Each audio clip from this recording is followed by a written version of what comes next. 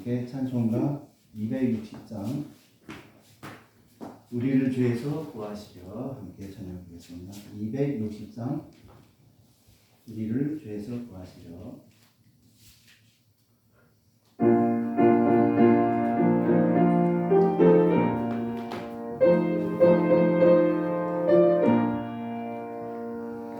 우리를 죄에서 구하시려 주 예수 십자가 지셨으니 기쁘게 부르세 할렐루야 나 구원 얻었네.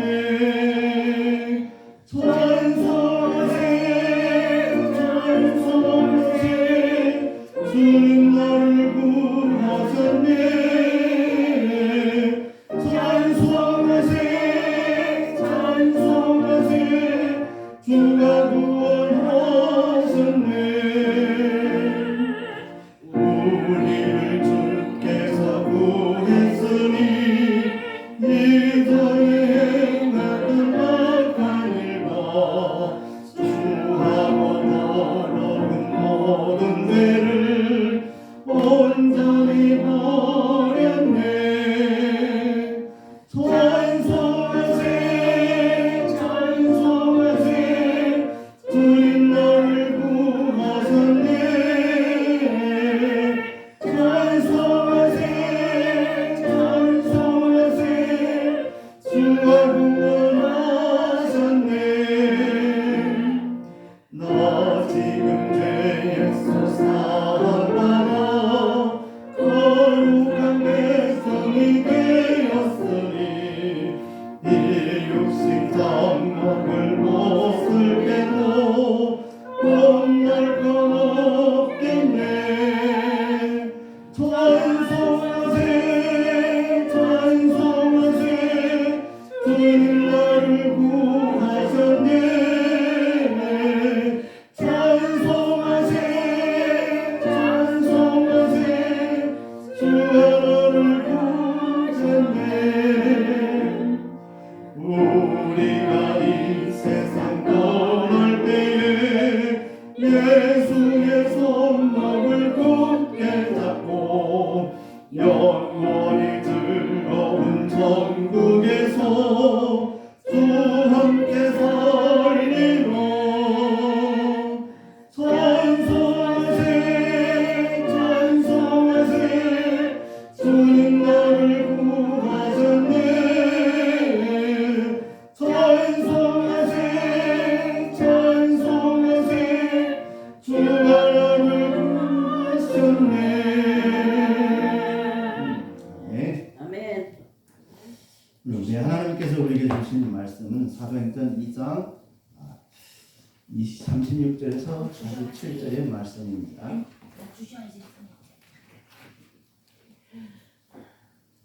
사도행전 2장 36절에서 47절의 말씀. 저희가 가진 성경 신약성경 190페이지입니다.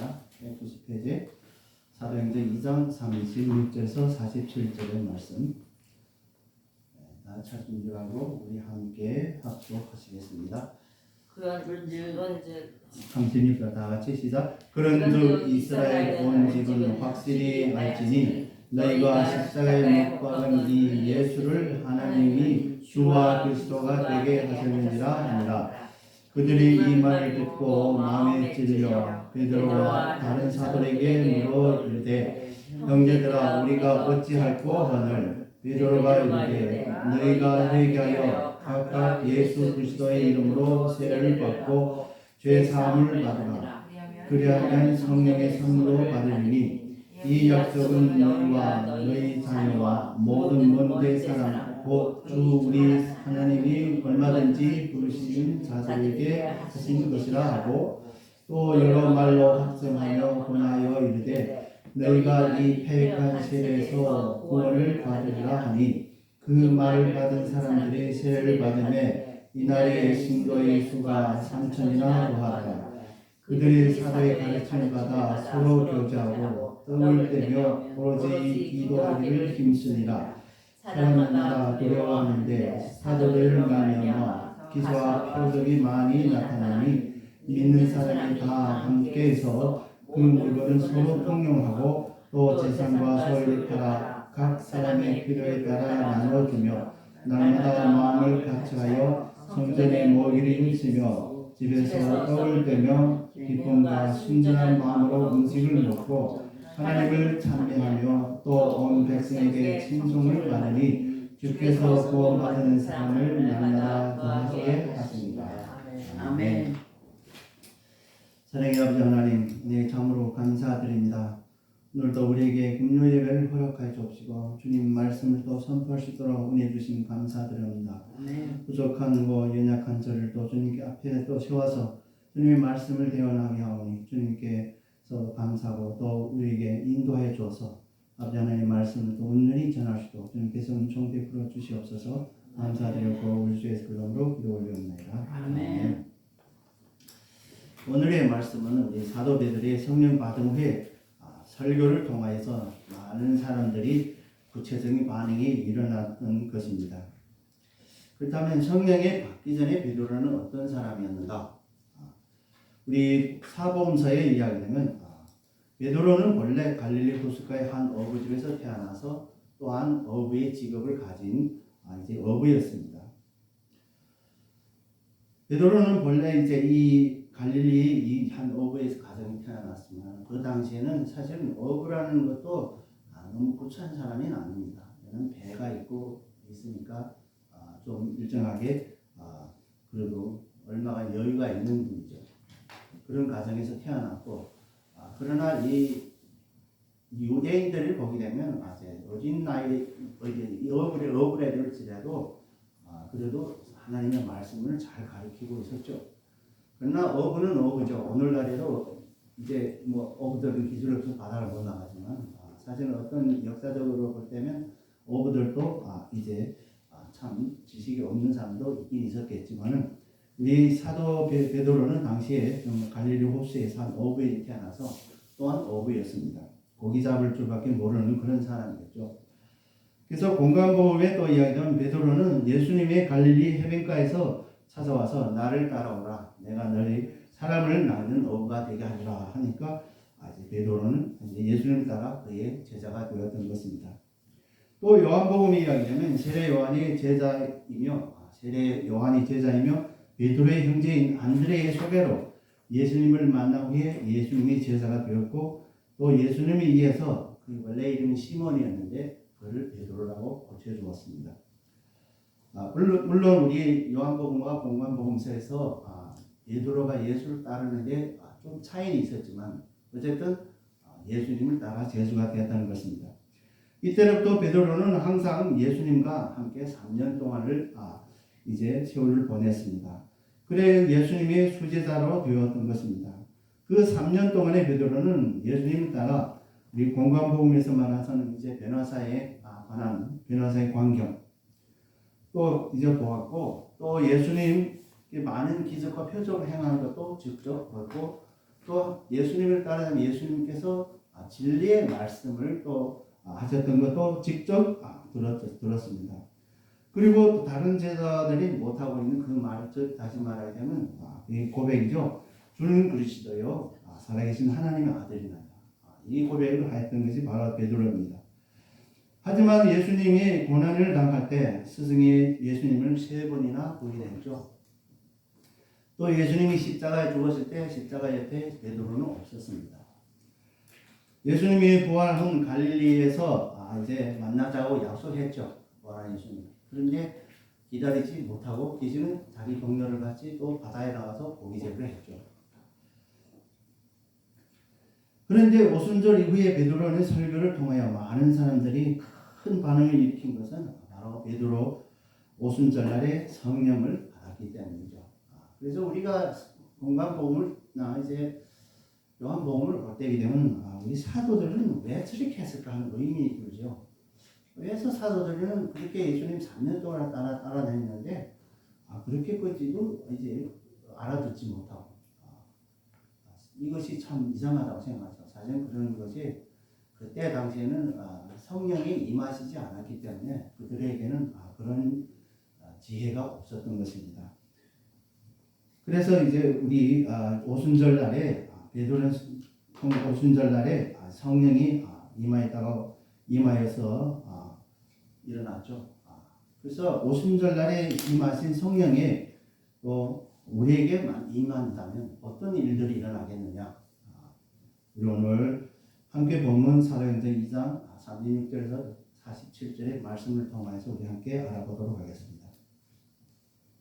첫째로 성령이 임재하면 죄인에게는 깨달음이 옵니다. 성령이 임재하면 죄인에게는 깨달음이 옵니다. 우리 본문 36절, 37절 중에 찔려라는 말이죠. 찔려.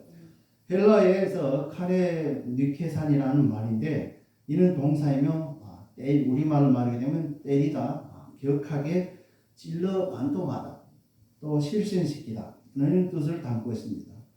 따라서 이 말은 격심한 마음에 이제 염려와 양심의 가책에 엉켜진 매우 심각한 고통을 의미하는 것입니다. 마음속에 심각한 고통이 왔다는 것입니다. 즉 많은 사람이 마음에 찔렸다는 것은 양심의 가책과 더불어 이성적인 죄책감을 강하게 느끼고 있었음을 의미하는 것입니다. 그래서 베드로의 그 설교를 듣고 양심의 가책과 또 이성적인 죄책감에 마음이 찔렸던 것입니다. 이처럼 제자들 속에 역사하시는 성령님은 요한복음 16장 8절 11절에서 예수님이 예언대로 그들의 죄를 책망한 일이 행했던 것입니다. 지난번에 우리 설교 가운데서 있었죠. 성령이 임하시는 세상을 책망하고 죄에 대해 책망하는 것이죠. 무리들은 베드로의 설교를 경청하고 나서 저희의 유일한 소망인 오랫동안 고대했던 이 유대인들은 메시아에 대해서 예언을 받고 오랜 동안 이제 고대했던 것이죠. 그 메시아를 스스로 배척하고 십자가에 달아서 죽이고자 했던 것인데 이것을 그들이 깨달자 정말 몸부리치면 놀라면서 마음에 찔린 것입니다. 더욱이는 자신의 죄라는 것을 깨닫게 되었던 것입니다. 이것이 중요한 것입니다. 예수 그리스도를 십자가에 달았던 것도 죄겠지만 자기가 죄인이라는 걸 깨달은 것입니다. 그래서 우리 어찌할꼬라고 베드로와 사도들에게 물었던 것입니다. 이 물음은 필사적인 부르짖음이었습니다. 바울도 22장 10절에서 회개할 때 이와 같이 표현을 사용했던 것입니다. 우선 먼저 자기 죄를 깨달을 때 마음에 찔림이 오는 것이죠. 여기는 우리 모두도 처음에 자기 죄인을 몰랐을 때는 마음이 찔리는데 죄인을 이제 자기가 알 때 내가 죄인이었구나 할 때 마음에 찔림이 오죠. 그럴 때 바로 성령님께서 우리에게 오신다는 거죠. 그들의 자신의 죄를 깨닫고 애통하면서 사도들에게 도움을 청하게 되는 것입니다. 또한 그들이 이제 성령의 지시를 기다리는 겸손한 자세를 가지게 되었던 것입니다. 그래서 우리가 죄를 깨닫고 우리가 회개한다면 그때가 우리에게 겸손이 다가오는 것입니다. 이것이 바로 영적 깨달음입니다. 영적 깨달음에 대한 것은 예수님께서 요한복음 14장 26절에서 보혜사 곧 아버지께서 내 이름으로 보내실 성령 그가 너에게 모든 것을 가르치고 내가 너에게 말한 것도 생각나게 하시리라 이렇게 말씀드립니다. 여기서 이것이 바로 성령에 대해서 말씀하시기 때문에 이미 예수님께서 이미 예언한 것이죠. 이전의 제자들은 예수님의 교훈의 자신을 바로 이제 잘 이해하지 못했습니다. 예수님이 3년 동안 데려다니면서 말씀을 나누는데 깨닫지 못했습니다. 그러나 성령이 임함으로써 제자들의 영적인 비밀을 대한 깨달음이 오게 되었던 것입니다. 그때야 비로소 예수님의 비밀을 깨달은 거죠. 베드로가 설교 내용 중에서 구약 성경 인용하여 담대히 전했던 것도 바로 영적 깨달음이 있었기 때문입니다. 이 영적 깨달음이 없었더라면 베드로가 그 구약 성경의 요엘 2장에 관한 것하고 시편에 대해서 그걸 인용한다는 게 참 어려운 거거든요. 우리도 성경 맨날 본다지만 갑자기 무슨 얘기를 하면 그 성경 어디서 봤지 하는 걸 잘 생각은 나지 않습니다. 그런데 우리가 이렇게 생각을 한다게 되면 성령이 임하신다면 그걸 우리에게 생각나게 성령이 인도하신다. 네. 그래서 우리가 성령을 아무도 안 보지 못한다면 우리가 그걸 할 수 없죠. 그래서 예수님께서 우리에게 말씀하신 성경의 책을 성경에 기록한 것을 우리가 보아야만이 성령이 우리를 통해서 우리 생각나게 한다는 거죠. 이 무식하게 업으로서 지나가게 달았던 베드로가 그 의심하고 조롱하는 자들 앞에서 한 설교로 매우 논리적이면서도 힘이 있어서 사람들의 마음을 감동해 한 것이죠. 이러한 성령의 역사가 있었기 때문에 무식한 사람도 이제 깨달음이 얻어 하나님을 찬양할 수 있는 것이죠. 이것이 우리 기독교의 하나의 특성입니다. 독특한 특성입니다. 어떤 지식이 많다 해서 그 사람이 더 깨달음이 있느냐 아닙니다. 아무리 무식한 사람에도 성령이 임하신다면 바로 깨달을 수 있는 것입니다. 아멘. 그래서 우리들도 하나님을 알게 되었고 자신의 죄인임을 깨닫고 예수 그리스도로 고백하고 예수의 공로로 또 구원을 받았고 또 그것을 확신하는 것이 바로 성령 우리 안에 임하여 나타내는 능력인 줄 확신합니다. 아멘. 우리가 정말 이제 성령이 우리에게 어떻게 임했느냐 이것을 우리가 사실 많은 사람들이 많이 어려워합니다. 사실 그리 어려운 건 아닙니다. 하나는 우리가 지난번에 얘기했듯이 우리 예수 그리스도를 우리 구주로 고백한다는 것은 벌써 이게 내 자신 고백 아니라 성령님 이해해서 고백하는 것입니다. 그리고 또 우리가 하나님을 아는 것도 우리가 성령 아니면 우리는 모릅니다. 그래서 많은 사람들이 성경을 많이 아무리 봐도 하나님 모릅니다. 이것은 우리는 하나님을 알았다는 것은 바로 우리 성령이 우리와 함께 하신다는 걸 믿는 것이고 그리고 우리도 우리 죄를 깨닫고 고백하고 세례를 받고 그리고 이제 교회를 섬기고 전도를 하고 이런 것이 바로 성령 임한 증거입니다. 우리 여기 앉은 분들은 다 이것을 하고 있잖아. 그러면 우리는 성령이 함께 하신다는 것이죠. 아멘. 아멘. 두 번째로 성령이 임하면 구원이 이루어지는 것입니다. 두 번째는 성령이 임하면 구원이 이루어집니다. 본문 38절 41절 중에 회개하다는 말이죠. 회개하다는 마음이 완전히 변화해 죄에 고백하는 뜻입니다. 완전한 변화와 죄의 고백의 뜻입니다. 마음의 변화란 전 인격에 대한 것으로 죄와 불신에서 떠나 그리스도를 행하는 인격, 우리 죄를 떠나서 예수 그리스도를 행하는 그 인격입니다. 그리고 신앙과 그리스도에 통한 성결로 나아가는 인격적인 변화를 의미하는 것입니다. 우리가 일반 지금까지 계속 성화의 길을 간다 할 때 우리가 성결하기를 날마다 노력하는 거죠. 이게 성화의 길입니다. 이렇게 하기 위해서는 우리가 성령의 인도를 받아야 하는 것이죠. 각각 예수 그리스도의 이름으로 세례를 받고 죄 사함을 얻어라. 이 말은 너희들 한 명 한 명씩 각각 세례를 받아라 이런 뜻으로 여기에서 말하는 세례는 유대교에서 행해왔던 그런 이제 회개와 또 사회적인 이제 상징으로서의 물 세례와는 한이가 다르는 구별되는 것입니다. 왜냐하면 베드로께서 말한 세례는 예수 그리스도 이름으로 또 받는 이 이름뿐만 아니라 성령을 받는 일과 관련되는 일이기 때문이다. 우리는 물 세례와 이제 영적 세례를 어떻게 구분하느냐? 이것이 오늘 와서 우리에게 많이 걸림돌이 됩니다.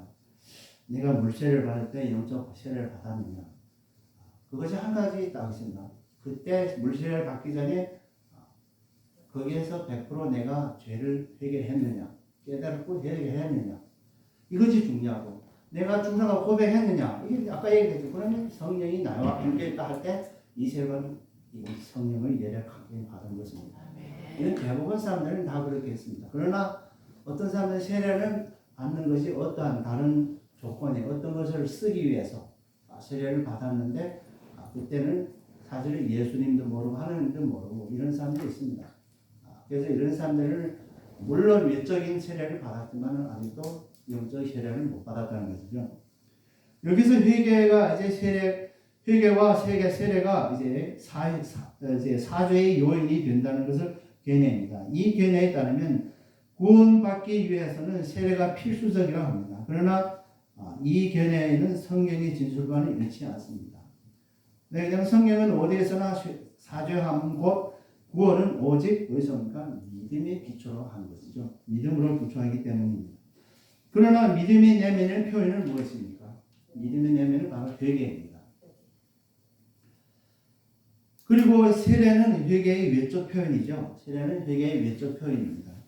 물론 우리 믿음에서 외적 표현은 믿음의 외적 표현은 무엇입니까? 사랑을 실천한 거죠. 선을 행한다 하죠. 우리. 여기에서는 서술하지는 않았지만 믿음의 내면에 표현할 때 이 말은 성경의 진술과 모순되지는 않습니다. 왜냐하면 우리 믿음의 내면은 회개 표현이기 때문에. 그리하면 성령의 선물을 받으리라. 여기서 그리하면에서 이제 번역하면서 헬러 말에는 카이라는 말인데 이것은 어떻게 번역된가에 따라서 본절의 의미가 구별되는 것입니다. 카이는 이제 두 가지 의미로인데 그리고 그리하면 두 가지 있습니다. 그리고 하는 번역하면 앞구절과 동등하다는 뜻이 되고 그리하면 하게 되면 인과관계가 되는 것입니다. 그래서 우리가 그리하면 하게 되면 번역할 때 앞구절과 인과관계를 놓이게 되겠죠. 즉 회개와 세례를 통한 사죄함으로 성령의 선물을 받게 되는 조건이 된다는 것입니다. 그래서 여기서 우리가 주의해야 될 것은 회개와 이제 세례를 통한다 할 때 이제 성령을 받는 조건이 되는데 이것이 증거가 성령 받는 증거가 되는 것이죠. 사실은 우리가 회개할 때는 이 회개는 바로 성령이 우리에게 임하기 때문에 회개를 한다는 것입니다. 그래서 성령의 능력으로 우리가 회개를 받고 회개를 받으면 외적으로 우리가 세례를 받는 것이죠. 그래서 어떨 때는 실제 성령의 세례를 먼저 받습니다. 먼저 받고 후에 물세례를 받을 때가 있습니다. 우리 알다시피 이제 사도 바울도 그랬잖아요. 먼저 예수님을 만났죠. 예수님을 만나다가 먼저 성령을 받았다는 뜻입니다. 그 후에 아나니아에게 세례를 받았죠. 이렇게 어떤 사람들은 물세례를 먼저 받고 성령을 후에 받고 어떤 사람은 똑같이 같은 날에 받고 어떨 때는 먼저 성령 세례를 받고 후에 세례를 받고 이런 형식이 있을 수 있습니다. 이 약속이 예수님의 1장 4~5절에서 하신 약속이죠. 그는 곧 예루살렘을 떠나지 말고 나에게 들은 아버지께서 약속하신 것을 기다리라. 요한은 물로 세례를 주었지만 너희는 맨날 못되어 성령으로 세례를 받으리라. 바로 이것이 약속이죠. 성령을 이것이 바로 또 요한이 요엘 2장 28절에서 선지자 요엘이 그 후에 내가 내 영을 만민에게 부어주리니 이것도 하나의 약속입니다. 그래서 언젠가는 영이 내려서 만민들에게 이제 부어주리라 하는 이 약속이 바로 죄사함과 성령의 임재를 포함하는 것입니다. 그래서 일반적으로 성령의 임재와 죄사함은 동시에 발생하는 겁니다. 우리가 성령이 임하지 않고 죄사함했다면 그건 거짓말입니다. 그건 언젠가 또 다시 그 죄를 이제 또 짓고 그걸 모르고 있습니다. 그래서 성령이 임하여야만 그것이 완전한 회개가 될 수 있는 것입니다. 너희와 너희 자녀 모든 데 먼 사람들은 이것은 전 세계 모든 유대인과 또 이방인들을 다 가리키는 것입니다. 이 구절의 주동사는 미래형으로서 미래의 모든 사람들에게 구원의 길을 알려준 것입니다. 그래서 이것이 미래형으로서 계속적으로 이제 이 구원의 길을 열었다는 것입니다.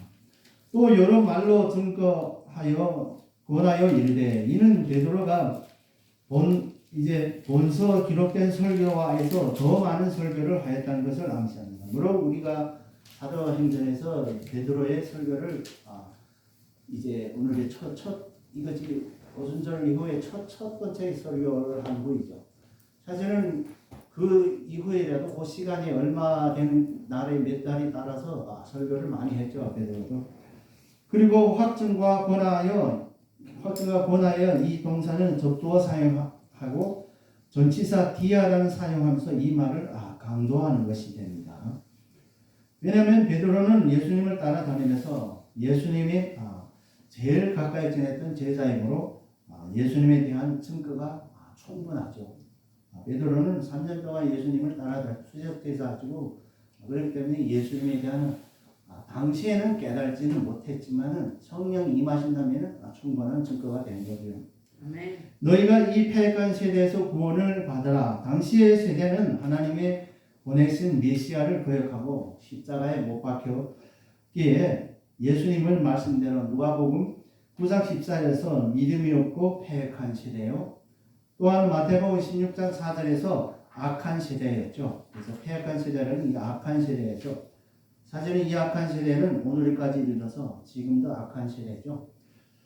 패역한 세대가 하나님의 심판을 받는 것은 구약 성경에서 보편적으로 인정되었던 것입니다.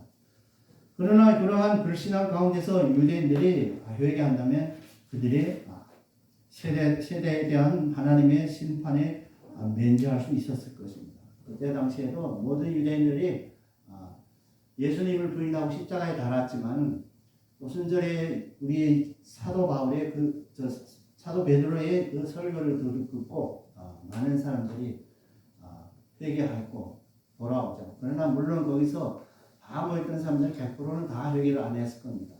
어떤 사람들은 했고 어떤 사람은 안 했습니다. 그러나 그때 당시에 거의 보면 3천이랬죠. 그 당시에 모인 사람들 3천도 더 넘었을 거예요.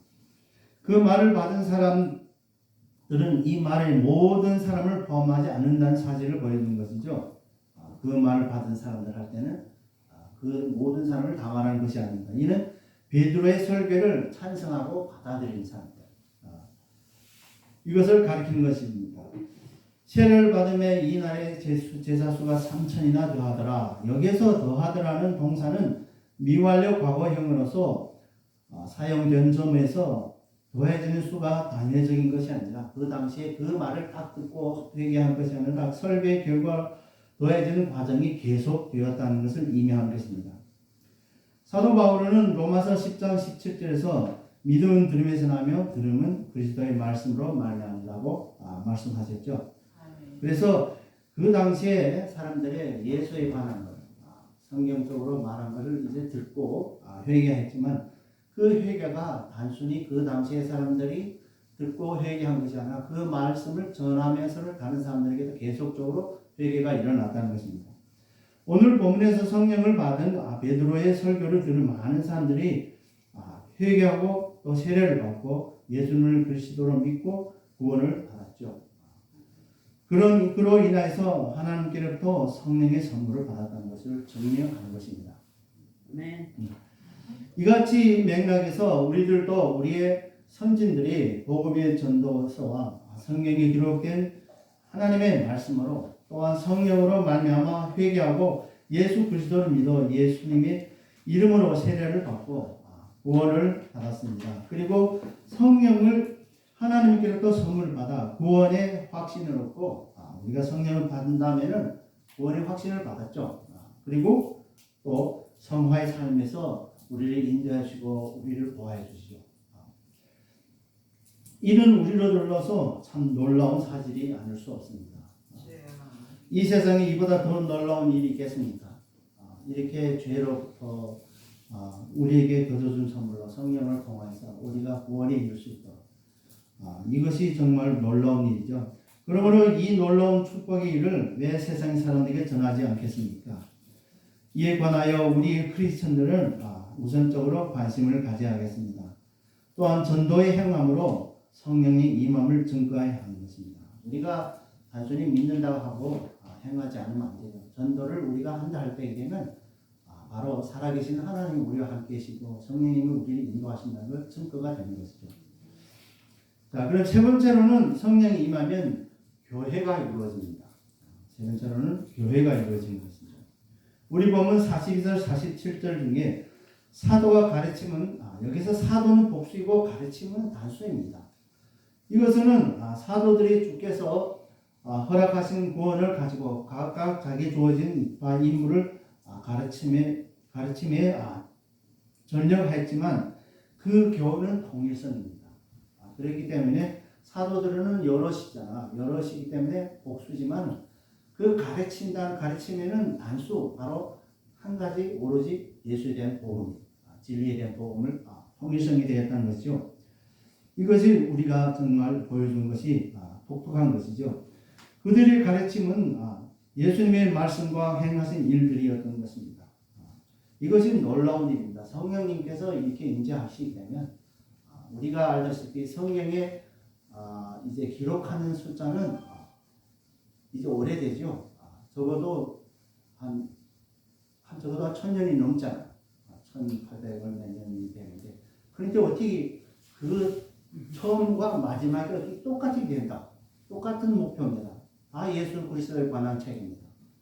이것이 얼마나 놀라운 일입니까? 이것이 바로 성령님이 저자이기 때문에 성령님께서 모든 것을 주관 감동해서 썼기 때문에 이렇게 몇백 년 되도록 내려오면서 1000년 넘도록 내려오면 성경에 똑같습니다. 그래서 우리 모세오경으로부터 이제 보게 되면 모세오경부터 마지막에 이제 계시록까지 보면 예수에 관한 것입니다. 참 놀랍지 않겠습니까? 서로 교제하며 떡을 떼며 기도하기를 전혀 힘쓰니라. 여기서 교제와 떡을 떼며 기도하기 사이에 그리고란 접속사가 생략되었습니다. 우리말에는 내상경의 원문에는 그리고라는 이제 기도하기 그 사이에 이제 교회 교제와 떡을 떼며 그 다음에 이제 접속사고 기도하며 이렇게 생략되었습니다. 이는 떡을 떼며 기도하는 것이 교제와 동격적인 것을 보여주고 있는 것입니다. 교제에 있어서 이제 희생적인 사랑의 정신으로서 이웃에게 이제 봉사하며 물질적으로 도와주는 것과 영의 교통에 곧 기도하는 것이 필수적이라고 하는 것입니다. 그렇기 때문에 우리가 교제라는 여러 가지일 수 있지만은 여기에서 우리가 봉사, 이제 이웃에 대한 봉사하는 것이 우리 단순히 그 성령이 임하시는 그 도움에는 바로 기도가 꼭 따라가진다는 것이죠. 그렇기 때문에 그 동격이 되는 것이죠. 또한 떡을 뗀다는 것은 성찬과 애찬의 동시에 나타내는 것을 볼 수 있습니다. 46절에서 보면 떡을 떼는 것과 음식을 먹는 것이 서로 구별되어 언급되어 있습니다. 이것이 볼 때 떡을 떼는 것은 예수님이 제정하시고 제자들에게 하여금 기념하라고 하신 성찬을 의미하는 것입니다. 여기에서 사도들의 가르침과 교제와 또 떡을 떼며 또 성찬, 기도 이 등을 시행하는 것이 바로 우리 오늘날의 교회의 기본 형식이죠. 그래서 이제 가르친다 이럴 때는 일반적으로 우리 교회에서 이제 예배 드리는 것을 말하는 것이죠. 그리고 교제하고 그리고 떡을 떼고 하는 것은 성찬이죠. 또 기도하는 것. 이런 걸 보면 우리의 바로 우리 오늘날에서 교회의 기본 형식입니다. 그리고 교회의 정의로 볼 때 예수님을 믿는 자들의 모임. 이때 교회가 이루어진다는 것이죠. 이로써 우리 당시의 초대 교회에서 성립되었다는 것은 증명하는 것입니다. 바로 성령이 임하셨을 때 같은 믿는 사람들이 함께 모이고 또 같이 떡을 떼고 기도하고 예배드리고 찬양하고 이럴 때 바로 교회가 이때 성립된 것입니다. 우리 43절 44절에서 보면 초대교회에서 나타난 형상들이 기록한 것입니다. 사람마다 두려워하는데 사도들이 인하여 기사와 표적을 많이 나타나는 사도들이 예수님이 받은 교회에 대한 권한을 말하며 즉 교회의 다스림이 있어서 성령의 기름을 받은 사도들임을 시사하는 것입니다. 믿는 사람이 다 함께해서 이는 교회의 공동체 의식을 말하죠. 믿는 사람 다 함께. 히브리서 기자도 10장 15절에서 모이기를 힘쓰라고 우리가 권면하고 있죠. 이는 교회의 또 하나의 특성입니다. 모이는 것이 우리가 믿는 사람들 함께 모이는 것이 특성입니다. 모든 물건을 통용하고 이는 그리스도의 노인들이 상호간에 이루어지는 영적인 일치로서의 필요한 물건을 공유하는 생활을 이제 형태로 표출하는 것입니다. 또 재산과 소유를 팔아 각 사람의 필요에 따라 나눠주고 이러한 형상은 오직 사람이 성령의 하나님이심을 따라 이루어지는 특이한 형상을 보여준 일리라고 할 수 있겠습니다. 여기서 모든 재산을 소유를 팔아 각 사람의 필요를 나눠주고 이 말씀이 엄청난 이단을 제출했습니다. 이 이단이 바로 공산주의입니다. 칼 막스가 바로 이 말씀을 갖고 사회주의라는 이제 공산주의라는 이것을 이제 자기 혼자 얘기를 한 것은 실제는 우리 다 알다시피 칼 막스도 유대인입니다. 그런데 유대인은 이 사람들이 이거만 초대교회 그걸만 가지고 하나님만 썩 빼버렸습니다. 이 최대 이단이죠. 날마다 이제 마음을 같이하며 성전에 모이기를 힘쓰고 그들이 성전에서 마음을 같이하여 예배와 찬양을 드렸으며 또 성전에 오는 유대인들에게 전도하기 위해서 모이기를 힘썼으며 우리 초대교회 성도들이 성령에 의해서 자발적이었으며 또한 이제 성령 충만함으로 또 기쁨으로 모였던 것입니다. 집에서 떡을 떼며 기쁨과 순전한 마음으로 음식을 먹고 여기에서 성전 위에서 모이는 장소를 가리키는 것이죠. 성전에서는 딱 모인 것이 아니라 집에서 이 집에서의 앞에는 단수이며 집이라면 단수이고 관사는 없습니다. 그렇기 때문에 이것을 볼 때 이제 공정적인 이제 고정적인 집이 아니라 말해주고 있죠. 어떤 고정집이 이 집이 있다 어느 집이라고 하면은 앞에다 꼭 정관사를 붙이는데 정관사가 없다는 것은 어느 집인지 모르죠. 이 집 저 집 하는 거죠. 그러면 성도들이 각 집으로 돌아가면서 이제 모임을 한다는 것을 알 수 있는 것입니다. 오늘날에 우리 구역 예배를 이제 시사하죠. 구역 예배가 비슷한 거죠. 구역 예배도 성도들이 한 집에서 하는 이 집에 저 집 돌아다니며 예배를 드리는 것. 또 하나님을 찬미하면은 이는 성령의 선물로 통하여 최고의 축복을 발견했으므로 하나님의 향한 그들의 찬미는 자발적인 마음으로 표현하는 것입니다. 오늘날 우리의 교회에서도 찬양은 자발적으로 나오는 것이죠. 또 백성들의 칭송을 받으니 이는 이와 같은 이제 초대교회의 분위기에서는 이제 우리 그때 당시에 총독이었던 플리니우스가 이제 트리안 황제에게 보낸 서신에서 잘 나타나고 있습니다. 즉 그는 박해로 인한 비밀리에 모이는 기독교 공동체의 은밀한 조사를 본 후 그들이 법 이상에 실천한 사람이라고 이제 보고함으로써 초대교회의 기독교인들이 영적 윤리적 삶의 칭송을 받을 만한 것다고 로마서의 정치가들이 입증을 해준 것이죠. 그 당시에 이제 총독이었던 그때 당시에는 이제 트리안 황제였는데 각 총독들과 저 크리스찬들이 어떤 사람들인가 한번 잘 조사해 봐라 이렇게 했습니다. 그래서 여기에 총독이었던 플리니우스가 이제 가만히 가서 이제 조사를 해본 결과 그들은 법 이상을 사는 사람들이에 이렇게 증거하였던 것입니다. 이처럼 성령이 충만한 성도는 세상의 법을 초월해서 살게 되므로 온 백성이 칭송을 받을 수 있습니다. 이것이 당시의 간접적인 전도였던 것입니다. 이것을 간접적 전도라고 합니다. 이들이 그 사람들의 생시를 보고 예수를 믿으면 저렇구나 하는 오늘날에도 우리 성도들이 정말 성도답게 다닐 때 다른 사람들이 성도는 다르긴 다르구나 할 때 이것이 간접적으로 전도가 되는 것입니다. 주께서 구원받은 사람은 날마다 더하여 하시리라. 여기서 더하게 하시리라는 미완료 과거형으로서 계속 더하여 졌다는 의미입니다. 계속적으로. 이상의 초대교회의 모습을 우리는 오늘날 우리 교회와 비교하게 됩니다.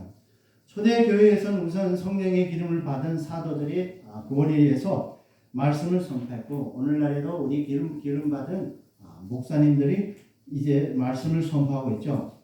또 초대교회에서 모이기를 힘쓰고 성도의 교제를 참답게 시행했으며 오늘날 우리 교회에서도 모이기를 성도들의 교제에 힘쓰나 또 현재의 코로나 사태 또한 여러 가지 원인으로서 모이기와 성도들의 교제에 힘쓰는 것이 부족함을 나타내고 있습니다. 초대교회에서 성찬 이식에 강하게 했으며 이제 매일과 같이 진행하였습니다. 오늘날 교회에 이제 성찬이 잘 이제 집행되고는 있지만 그러나 교회마다 천차만별이 됩니다.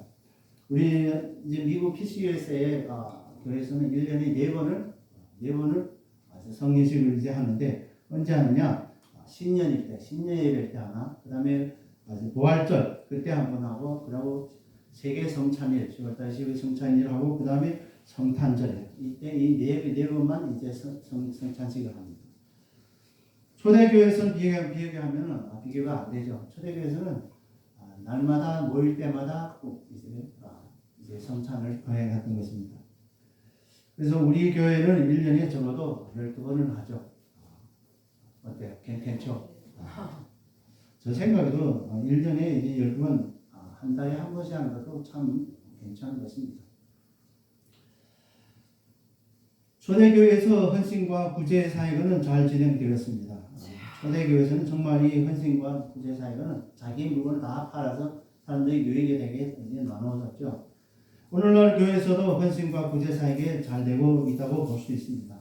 사실은 미국에서도요, 많은 크리스찬들이요, 도네이션을 많이 합니다.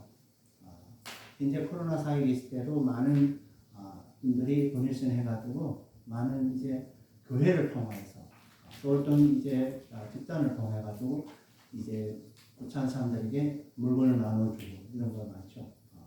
그래서 이 나눠주는 사람들이 헌신하는 사람들은 대부분 기독교인들입니다. 오늘날 또 교회에서 기도에 전념 힘쓰고 있고, 또 이제 초대교회에서도 기도는 다 힘쓰고 있죠. 누구나 어느 교회에서도 기도는 힘씁니다. 초대교회에서 직접적 전도, 사도들이 말씀, 간접적 전도, 즉 다시 성도들의 영적, 윤리적 이런 삶에서 나타난 이제 세상의 법을 초월하여 하나님을 영화롭게 하는 행동을 통해서 전도하는 것이죠. 오늘날 교회 목사님이나 전도 사역하는 전도사님들이나 말씀을 선포, 즉 직접적인 선도는 잘 되지만 성도들의 영적이나 윤리적 삶에 나타내는 간접적인 전도는 잘 된다고 인정하기 어렵습니다. 왜냐하면 우리 세상 속에서 크리스찬하고 비크리스찬을 분별하기 어렵죠. 이것을 원래 우리가 분별하기 쉽다 할 때이 되면 정말 우리가 이런 간접적 전도를 잘 한다고 할 수 있겠는데, 지금 현재에서 그 사람이 기독교인입니다. 그래서 이제 많은 욕먹는 목사님들, 장로님들, 저기 다 장로야, 저기 다 목사냐? 근데 이제 저기 다 그리스도인이라 하는 말은 적게 나옵니다. 하지만 우리가 이렇게 우리가 세상에서 삶을 살 때 우리 그리스도와 닮는 삶을 살아 정말 사람들을 보고 저 사람들 정말 그리스도인이다. 그래 그들도 하나님의 구원을 받을 수 있는 그런 길을 가게 되는 거죠. 우리 선교도 마찬가지로 전에는 잘 진행됐죠. 그래서 우리가 미국이란 이 나라와 한국도 이제 선교의 대국이 되었죠. 그러나 현재 교회가 타락하고 많은 성도들이 교회를 떠나면서 이제 교회에 어려움도 있고 하니까 많은 선교사들이 이제 선교비를 받지 못하였기 때문에 다시 돌아오고 있다고 보도를 본 적이 있습니다. 우리 개신교의 구원은 성령으로 돌아가자, 또 초대교회로 돌아가자, 이런 것이죠. 구원이라는 게 그런 뜻이죠. 위에 비교할 때 우리는 해야 할 일이 아주 많음을 알 수 있죠. 우리가 아직도 이거 비교할 때 우리가 해야 할 일이 얼마나 많느냐 우리가 알 수 있는 것입니다. 그러면 우리는 구호로만 외치지 말고 실제 행함으로써 교회의 사명을 잘 감당해야겠습니다. 결론적으로 성령의 사람에게 임하면 성령의 능력으로 죄의식을 깨닫게 되어, 즉 양심의 가책과 이성적인 죄책감을 느끼게 되며 예수를 그리스도라 고백하고 구원을 소망하게 됩니다. 그리고 성령이 임하면 그 구원의 소망이 이루어지는 것입니다. 즉 믿음의 내적 현상인 회개가 일어나며, 또한 이로 인한 회개의 외적 표현도 예수 그리스도의 이름으로 세례를 받고 죄사함을 받고 하나님께 주시는 성령의 선물로 받아 구원에 보상해 주는 것입니다. 마지막으로 성령이 임하면 교회가 이루어집니다. 교회는 예수 그리스도를 머리로 한 성도의 공동체이며 예수 그리스도를 믿는 성도들의 모임입니다. 이 교회에서 말씀이 선포되고 교제로서 헌신과 구제가 예수님의 사랑으로 나타나며 기도와 모이기로 힘쓰며 성만찬을 증량하며 직접 혹은 간접적으로 전도하며 힘쓰며 하나님을 찬양하며 모든 영광을 하나님께 돌립니다. 아멘. 사랑하는 성도 여러분, 우리 모두는 성령을 받았다고 합니다. 그렇다면 우리 삶 속에서 초대교회에 일어났던 성령의 역사가 일어나는가 한번 우리 자기 검사를 하기를 공부합니다. 믿건대 믿음의 시초에 우리가 믿음의 시초에 성령이 충만할 때 그때 우리에게는 초대교회의 성도들과 마찬가지로 깨달음이 있었고 회개했고 정말 세례도 받았고 예수를 믿어 구원을 받았습니다. 그러나 시간이 흘름에 따라서 우리 믿음이 연약해지고 또 우리 모이기를 힘쓰는 것이 아니라 이제 많이 힘쓰지 않고 자기 멋대로 이제 행하고 또 이제 한 예수 그리스도의 물한 성도의 지체로 한 교회 공동체 의식을 또 강하지 못하고 그래서 늘 사람들이 자기 주견대로 사도시대에 살았던 자기 주견대로 요즘에는 인터넷으로 예배 그래도 인터넷 예배 본다는 것도 괜찮다고 생각하지만 그러나 교회라는 것은 함께 모이기를 즐겨야 한다는 것입니다. 그렇기 때문에 우리 현재 코로나 바이러스 때문에 많이 흩어진 사탄의 계획에도 있죠. 그러나 이것을 우리 사랑의 제일 참는 오래 참는 것입니다. 그래서 우리 교회에 함께 모인 것이 오래 참는 이것이 사랑의 표현입니다. 바로 우리 하나님의 아가페의 사랑의 표현이죠. 사랑하는 성도 여러분, 지금은 이런 이 시기에 어떠한지 우리 개신교의 성령으로 돌아가자, 초대교회로 돌아가자 마찬가지로 우리들도 믿음의 시초에 성령 충만한 대로 돌아가는 저와 여러분 되기를 우리 구주 예수 이름으로 축원합니다. 아멘. 우리 함께 오늘의 말씀을 생각하시면 찬송가 191장 내가 매일 기쁘게 찬양드리겠습니다.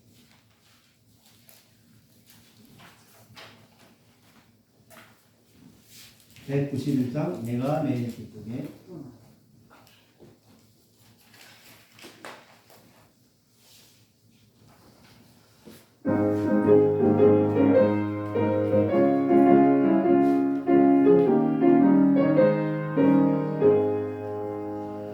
내가 매일 기쁘게 술래일 경함을 주의 발을 한모하며 내가 주의 은복을 받는 참된 이날에 주의 영이 함께하니라. 성령이 계시네 할렐루야 함께하시네. 이를 걸으며 만나 기뻐하는 것 주의 영이 함께하니라. 전에 죄에 마셔서 평안함이 없을 때 예수 십자가의 공로 힘이고 그 발 아래 엎드려 참된 평화 얻으면 주의 영이 함께하니라. 성령이 계시네 할렐루야 함께하시네. 성리를 모르며 만나 기뻐하는 것 주의 영이 함께함이라. 나와 동행하시고 모든 염려하시니 나는 숲대새와 같이 기쁘다. 내가 기쁜 마음으로 주의 뜻을 향하며 주의 영이 함께함이라. 성령이 계시네 할렐루야 함께하시네. 좋은 길을 걸으며 만나 기뻐하는 것 주의 영이 함께함이라. 세상 모든 욕망과 나의 모든 정욕은 십자가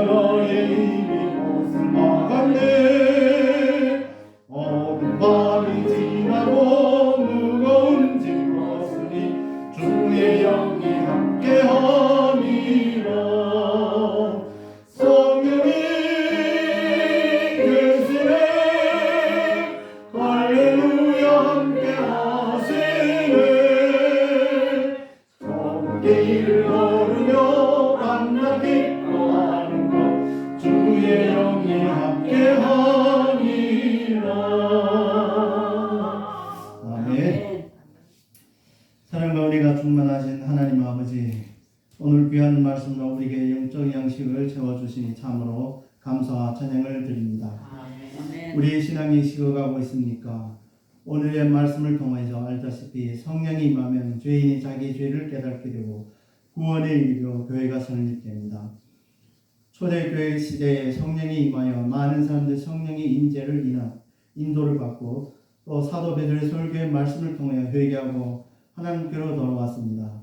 오늘날 우리도 처음 믿음 가질 때 성령의 인재로 말미암아 회개하고 예수 그리스도를 구주로 믿어 구원을 받고 성령 충만함을 받아 교회 사명을 참답게 감당하였습니다. 하지만 시간이 흐름에 따라 또 우리의 신앙의 믿음이 연약해지는 현상들이 많이 나타나고 있습니다.